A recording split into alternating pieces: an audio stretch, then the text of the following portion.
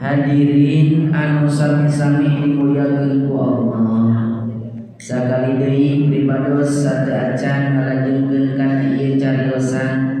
Mangga ka para bapak-bapakna, ka para ibu-ibuna sok salma sujan dina wengi ieu sadayana dihaturan ninggi anu teu aya wagelan mah.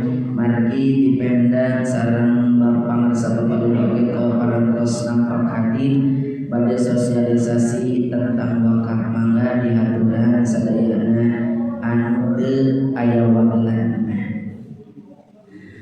Hadirin anu sami-sami dimuliakeun ku Allah Subhanahu wa taala. Saur kamari bahasan kamari pribados nguningakeun di mana-mana urang sadayana tiasa kempel ngariung bongkok ngaronyok sareng jalmi-jalmi anu saleh, jalmi-jalmi anu ngalerti alaikum bimujalasatil ulama ail amilina wastima'i kalamil hukama.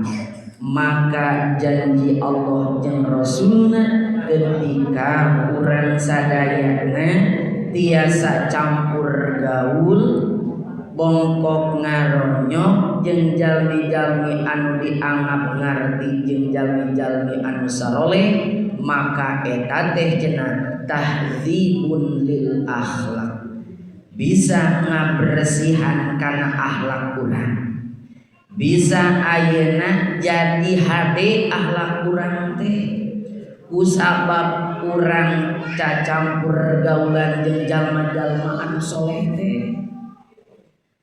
Makana kamari ku pripados diuningakeun ketika ayeuna naon waliullah, wali Allah baik anu mastur mah anu teu kautinga teh. Jadi wali teh aya anu mastur aya anu masyhur. Nu kumaha nu mastur anu henteu uninga urang, bahkan tong urang anjeunna nyalira teu terang kana kawalianana eta mastur.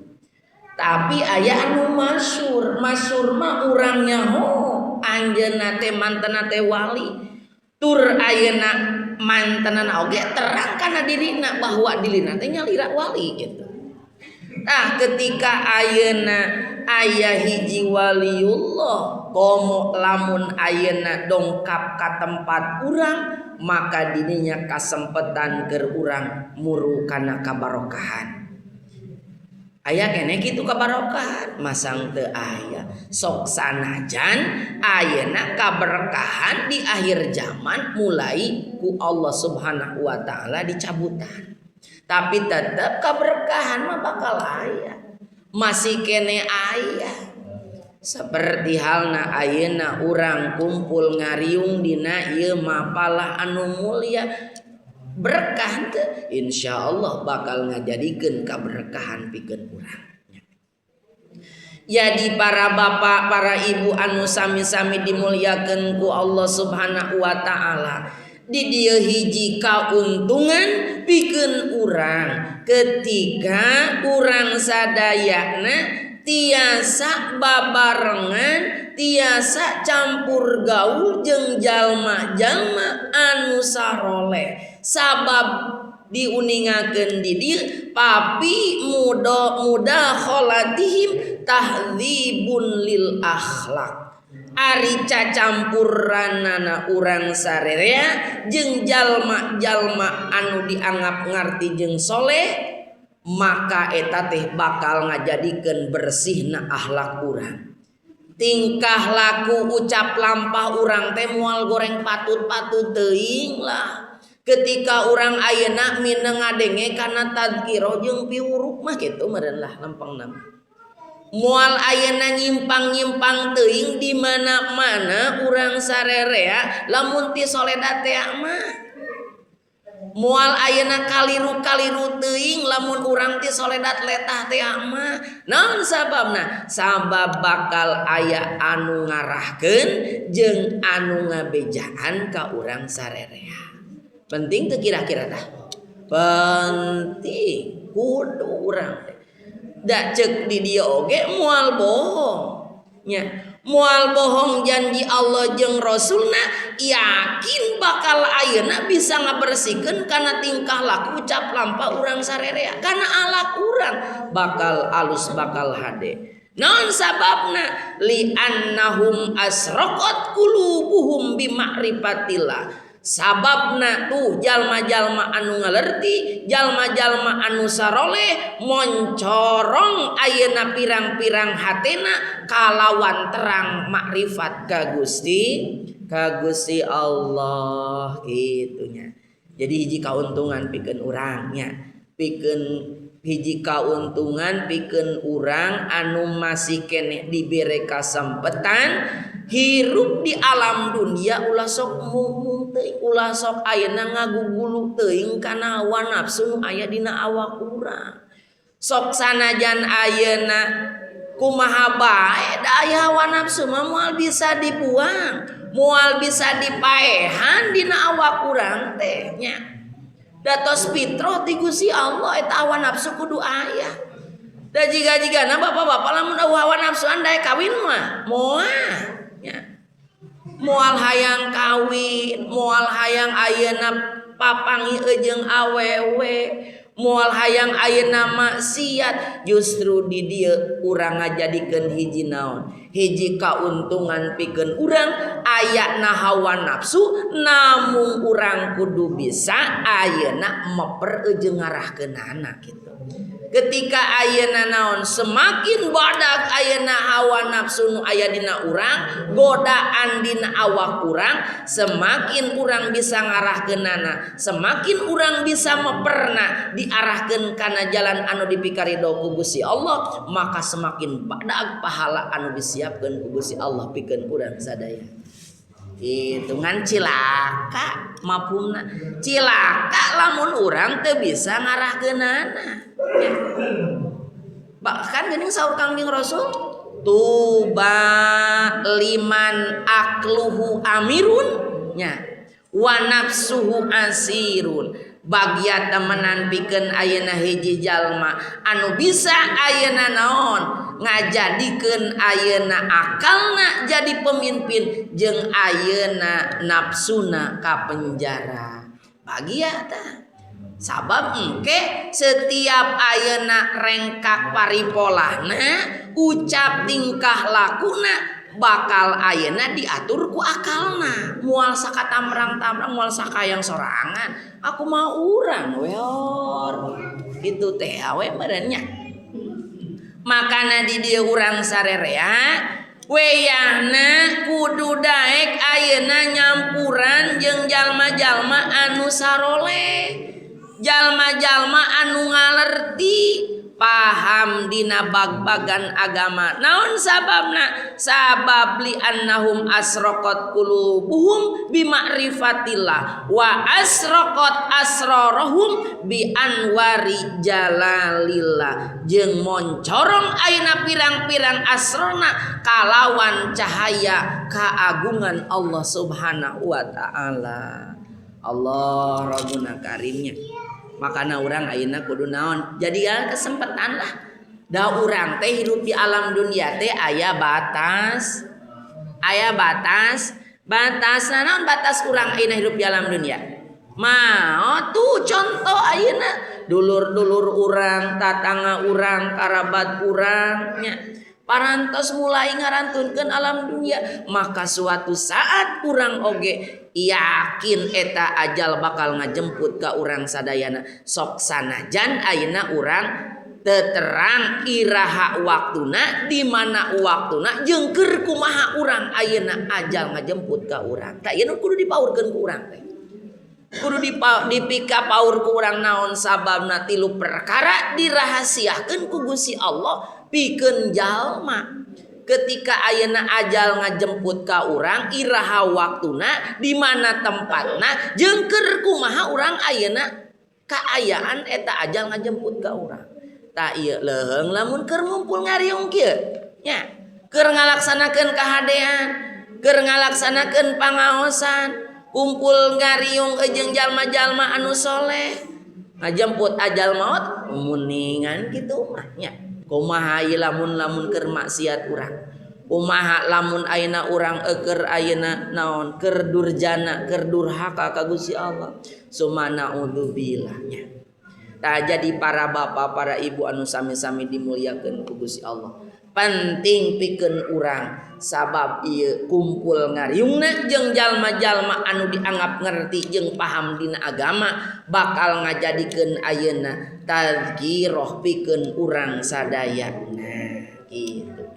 Bahkan kamari diuningakeun saur Mu'ad bin Jabal ma'asallahu karimun ay hamidal fi'al wa huwa man yukrimu nafsahu bittaqwa wa bil ihtirasi anil ma'asi wala asara dunya ay la qadamaha wala padolaha. Tuh tingali para bapak para ibu anu sami-sami dimuliakeun ku Allah Subhanahu wa taala anu diuningakeun ku Mu'ad bin Jabal di dituna ti Kangjeng Rasulullah sallallahu alaihi wasallam ma'asallahu karimun ma'aso moal daekeun maksiat cenah ya.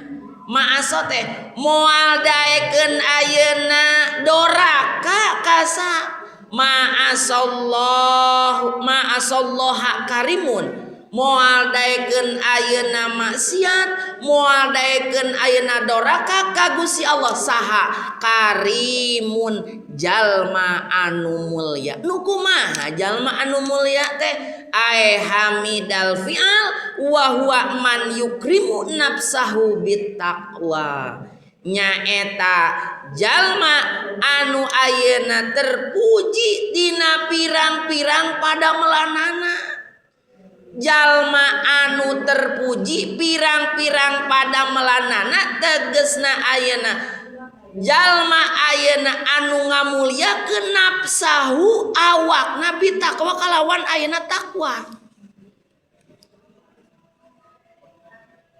Jalma ayeuna naon anu mulya teh jalma anu moal doraka ka Gusti Allah nu disebut jalma anu mulya teh nyaeta jalma anu terpuji tina pirang-pirang pada melanana. Saha tah pirang-pirang anu terpuji dina pirang-pirang pada melanana urang we atuh sing hoyo. Nu kumaha anu ayeuna naon anu yukrimu man yukrimu nafsahu bitaqwa anu dipapaesan anu dimulyakeun eta nafsuna naon awakna bitaqwa kalawan takwa ka Gusti Allah.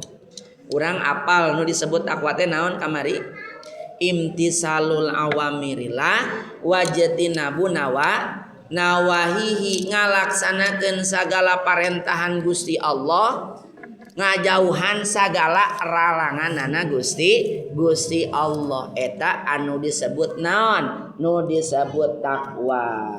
Jadi ayeuna jalma anu pirang-pirang jalma anu terpuji pirang-pirang pada melanana teh anu sok ngamulyakeun kana dirina dipinuhan ieu awakna kalawan takwa ka Gusti Allah wabil ihtirasi anil maasi jeung sok ngaraksa tina pirang-pirang migawe maksiat ka Gusti Allah. Di dieu dina ayeuna naon dina sarana wala asara dunia jeung tara ayeuna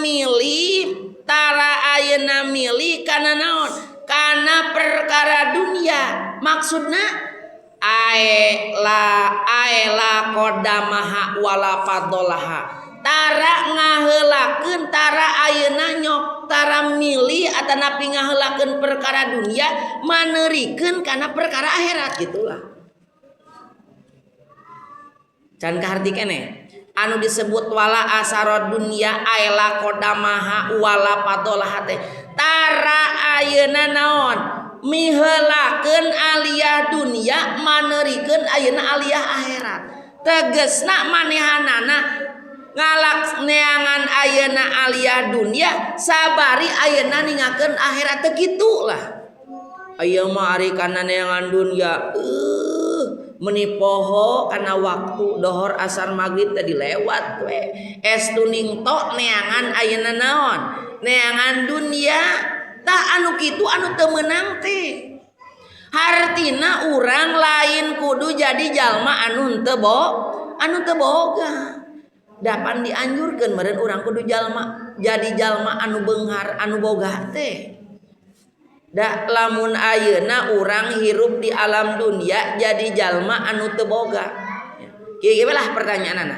Kira-kira urang hayang jadi jalma anu teu boga tapi ayeuna iman ka Gusti Allah, takwa ka Gusti Allah, jadi jalma anu boga tapi taat kana aturan syariat agama.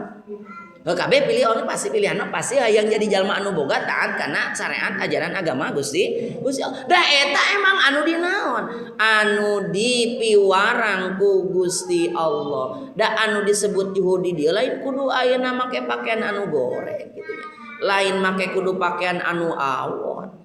Tapi urang tegesna kudu bisa ayeuna ngendalikeun diri migawe sabari milarian alia dunya teh dipigawe ayeuna padamelan pi akhirateuna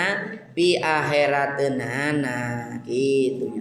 Jadi para bapak anu sami-sami dimuliakeun ku Gusti Allah, urang ayeuna sing bisa ngaraksa dina pirang-pirang maksiat ulah ayeuna ngelakeun diri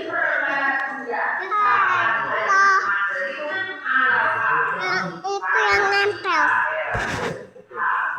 Nama siapa? Debbie.